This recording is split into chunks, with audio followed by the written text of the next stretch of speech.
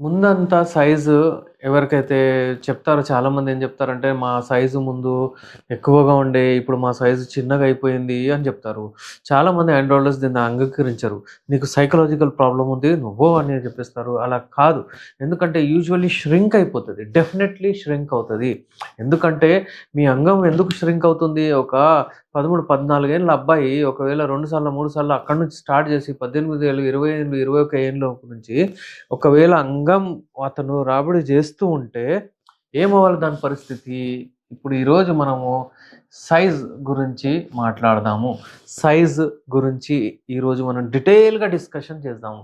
అసలు ఇది తగ్గుతదా? మళ్ళీ పెద్దగవుతదా? లేకపోతే ఎన్ని సంవత్సరాల వరకు అసలు సైజ్ పెరుగుతది? ఏంది దాని గురించి అన్నీ మాట్లాడదాం. సైజ్ పెరగడానికి మన బాడీలో ఏం అవసరము? దాని గురించి కూడా నేను ఈరోజు మాట్లాడతాను. సైజ్. ఇప్పుడు సైజ్ ఆఫ్ ద పెనిస్ అంటే ఒకవేళ అంగం సైజు ఎంత ఉండాలి అది కూడా చూద్దాము. అంగం సైజు గురించి చాలా అపోహలున్నాయి. అవన్నీ దూరం చేసుకుందాము. ఇప్పుడు చూడండి, అంగం సైజు యూజువల్లీ ఫర్ ఎగ్జాంపుల్ ఎవరిదైనా అంగము సైజు ఇలా ఉందనుకోండి నార్మల్లీ. ఆ! ఈ అంగం సైజు లావుంటది, అదుంటది. ఎప్పుడైతే స్టార్ట్ అవుతదో చాలామందికి. ఇప్పుడు ఒక అబ్బాయి ఒకవేళ 20 ఏళ్ల ఏజ్ వరకు అతని అంగం సైజ్ డిసైడ్ అయిపోతది. ఫర్ ఎగ్జాంపుల్ అతని అంగం సైజు మీరు ఏంటంటే, ఇప్పుడు సైజ్ అంటే మీరేంటంటే ఇక్కడి నుంచి చూడాలి ఇది. ఇక్కడి నుంచి ఇక్కడ వరకు మీ అంగం సైజ్ ఉంటుంది. ఇది లెంత్. ఇది లెంత్ అంటారు. అలాగే ఇక్కడ నుంచి ఇక్కడ వరకు ఒకవేళ చూస్తే మీరు ఇది బ్రెడ్త్ దీనిది. అంటే డయామీటర్. బ్రెడ్త్ కానియండి, డయామీటర్ కానియండి. ఇప్పుడు ఏమవుతుందంటే అంటే చాలామంది అంటే హస్తప్రయోగం జేసి, అంటే ఏదైనా పోషకాహారం తీసుకోకపోయినా గానీ, ఒకవేళ మంచి డైట్ తీసుకొని నిద్ర లేకపోవడం గానియండి, దాని వలన ఏమవుతుందంటే వాళ్ళకు టెస్టోస్టెరాన్ లెవెల్స్ తగ్గిపోతాయి. అవి తగ్గడం వలన వీళ్ళకేమవుతుందంటే ఈ సైజు ఇలా ఉండే సైజు నార్మల్లీ అంటే కొంచెం సన్నగవ్వడం, మళ్ళీ ఈ సైజు కొంచెం చిన్నగవ్వడం ఇలా అయిపోతుంది. ఇలా నా దగ్గర చాలా పేషెంట్స్ వస్తారు. చాలా పేషెంట్స్ వస్తారు. వాళ్ళ లెంత్ కూడా తగ్గుతుంది.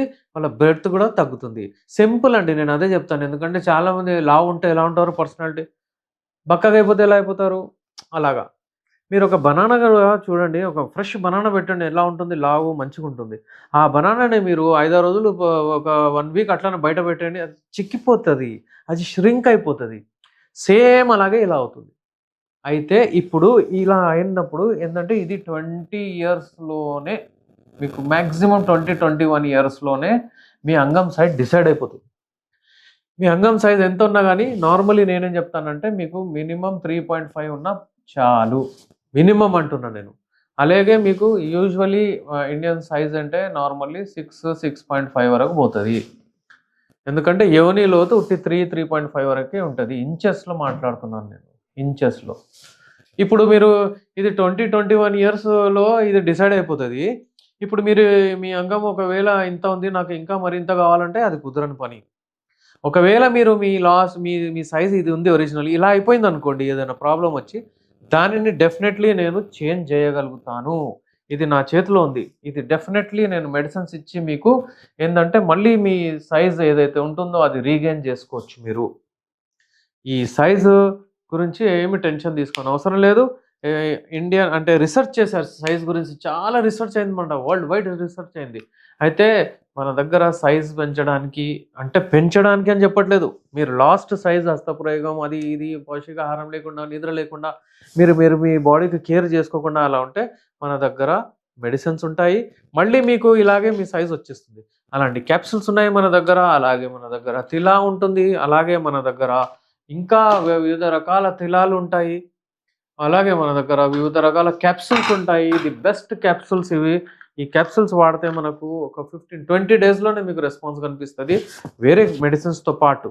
అయితే వ్యూవర్స్, సైజ్ గురించి మీరు ఏమి టెన్షన్ తీసుకోనవసరం లేదు. ఏందంటే ఒక అబ్బాయి వచ్చాడు రియల్ కేస్ నా దగ్గరొచ్చి ఏమంటున్నాడంటే, "సార్ నాకు ఇప్పుడు చాలా బాధగుంది. డిప్రెషన్‌లో పోతున్నాను." ఎందుకు బాబు ఏమైందంటే, ఆమె నాకు ఏం చెప్పిందంటే, "ఏంది నీ సైజ్ ముందు అలా ఉండే మంచిగానే ఇప్పుడు చాలా చిన్నగా అయిపోయిందన్నది."